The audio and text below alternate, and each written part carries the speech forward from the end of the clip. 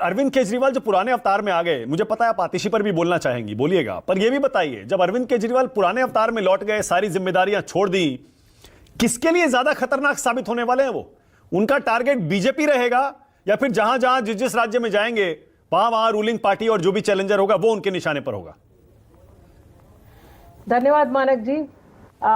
बहुत खुशी का दिन है दिल्ली के लिए भी और देश के लिए भी कि इतनी पढ़ी लिखी, इतनी काबिल महिला दिल्ली की मुख्यमंत्री बनने जा रही हैं, और सिर्फ इस वजह से कि वो काबिल हैं, इस वजह से नहीं कि उनके माँ कौन है, उनके माँ बाप कौन है या उनके पति कौन है, सिर्फ अपनी प्योर काबिलियत की वजह से आज वो दिल्ली की मुख्यमंत्री बनने जा रही हैं। लेकिन शिवम त्यागी जैसे लोगों ने उनके माँ बाप की बात करके अपना असली कैरेक्टर दिखा दिया, जैसे कि इनके नेता पूरे 10 साल से सिर्फ ये बात कर रहे हैं कि कौन क्या पहन रहा है, कौन क्या खा रहा है, किसका पिछला क्या है, अगला क्या है, प्रेजेंट में रहिए। यही सारी गाली गलौज की वजह से आपको इस बार देश की जनता ने कितनी सीट दी है ये आप भी जानते हैं। और आपको जहां तक दिल्ली की अरविंद केजरीवाल जी की बात है, अरविंद केजरीवाल जी हमेशा से सारे करप्ट लोगों के लिए चुनौती रहे हैं। हमेशा से उन्होंने मुद्दों की बात करी है। समझ गया मैं। उन्होंने हमेशा से ये कहा है कि हमारा देश तब आगे बढ़ेगा जब हमारे देश में बढ़िया स्कूल बनेंगे, हमारा देश जब आगे बढ़ेगा जब हमारे देश में बढ़िया अस्पताल बनेंगे। 25-25 साल ये लोग एक स्टेट में राज कर रहे हैं, भारतीय जनता पार्टी वाले। 2 स्कूल दिखा दें मुझे उस स्टेट के, एक ऐसा शहर दिखा दें जहां 24 घंटे बिजली आती हो। और इस बार मैं आपके शो पे मानक भाई दावे के साथ कह सकती हूं कि पहले तो 2-4 सीटें भारतीय जनता पार्टी की आ भी गई थी, इस बार दिल्ली में 70 की 70 सीट अरविंद केजरीवाल जी के नाम पे आएंगी। भाई सिर्फ कुछ ज्यादा नहीं हो गया? कैसे ठीक है, ओके। आप जो कहते हैं ना हम नई तरह की राजनीति करते हैं, नई तरह की राजनीति करते हैं, अरे आपने भी तो बिल्कुल वही किया जो बीजेपी करती है, कांग्रेस करती है। कैसे वहाँ पे चुनाव से 4-5-6 महीने पहले मुख्यमंत्री बदलकर सिर्फ एंटी इनकम्बेंसी कम करने की कोशिश की जाती है, या फिर जो दाग लगे हैं वो धोने की कोशिश की जाती है। आपने भी तो वही किया है, मान लीजिए बिल्कुल वही मॉडल है।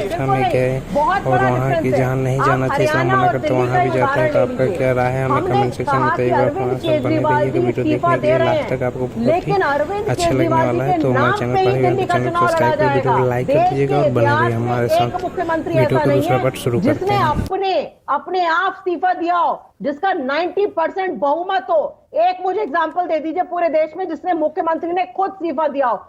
चपरासी की नौकरी। लोकसभा चुनाव के नतीजे देखने के बाद आपको समझ में आया इस्तीफा देने में ही समझदारी है।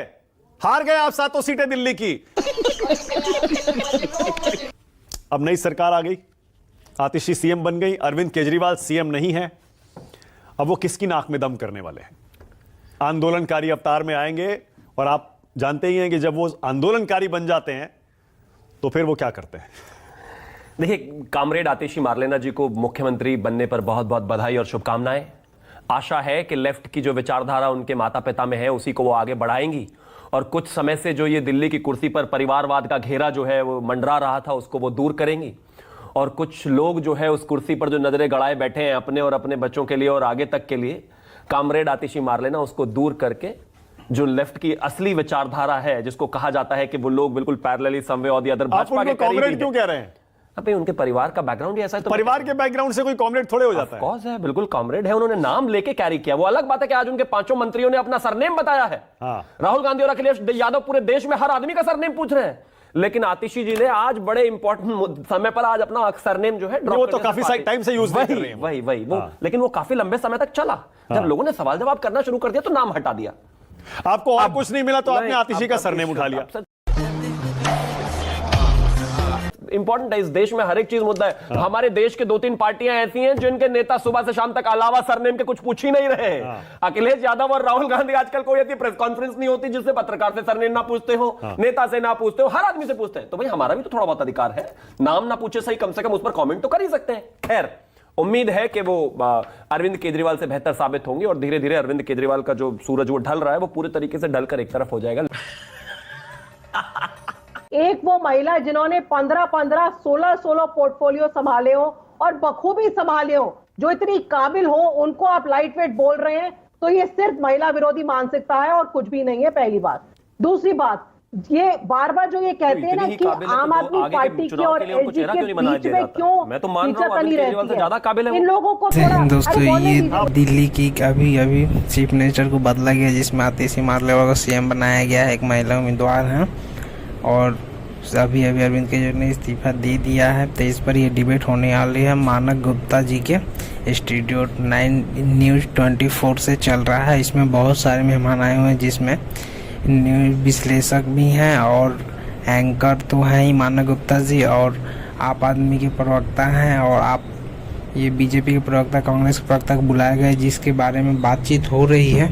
और ये देखा जा रहा है कि आगे किसके नाम पे चुनाव लड़ा जाएगा दिल्ली का, और दिल्ली का माहौल आगे क्या होने वाला है, किस रास्ते पे चलेंगी नई सीएम। आपका क्या मानना है? बने रहिए हमारे साथ लास्ट तक। पहले जमाने में क्यों नहीं होता था, वो थोड़ा दिल्ली के गवर्नेंस स्ट्रक्चर को और उसमें क्या चेंजेस किए भारतीय जनता पार्टी में, उसको थोड़ा पढ़ के आया करें। सबसे पहले तो जैसे ही हमारी सरकार बनी, एसीबी जो है हमारे हाथ से छीना गया, क्योंकि इनको डर था कि जितने जितने भ्रष्टाचार इनके जमाने में हुए, उन सारे भ्रष्ट लोगों को हम एसीबी के द्वारा जेल में डालेंगे। दूसरी बात, इन्होंने दिल्ली के सारे आईएएस ऑफिसर्स की जो चाबी थी वो एलजी महोदय के हाथ में थमा दी, और अब दिल्ली के आईएएस ऑफिसर्स को स्ट्रिक्ट ये इंस्ट्रक्शन है कि दिल्ली के मंत्री जो आपको इंस्ट्रक्शंस दें उनको फॉलो ना करें। वो चाबी पूरी एमएचए से और एलजी ऑफिस से कंट्रोल की जाती है।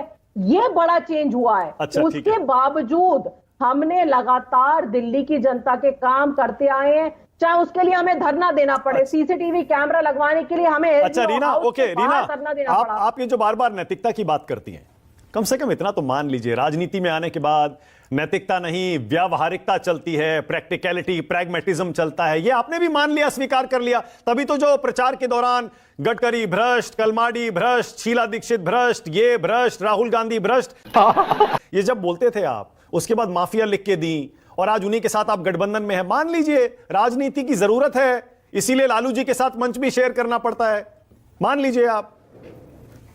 देखिए, गठबंधन जो था मानक जी, सिर्फ भारत के संविधान को बचाने के लिए था, क्योंकि भारतीय जनता पार्टी लगातार ये कह रही थी 400 से ज्यादा सीट आएंगी तो हम संविधान बदलेंगे। इनके नेता ऑन रिकॉर्ड ये कहते हुए पाए गए थे कि हम संविधान को बदलेंगे। तो अगर संविधान को खतरा हो, उसके लिए वो एक गठबंधन बना था। उसके अलावा नहीं, मैं 2024 चुनाव की बात नहीं कर रहा हूं। आप ये गठबंधन बहुत सालों से करते आ रहे हैं। आपने शुरू के 2-4 साल में जो सबक सीखे थे, पहले सब पर आरोप लगाए, उसके बाद आपको समझ में आ गया ऐसे राजनीति नहीं हो सकती। और आज हालत यह है कि आज आपने पूरी तरह से स्वीकार कर लिया है, नहीं राजनीति ऐसे ही होती है।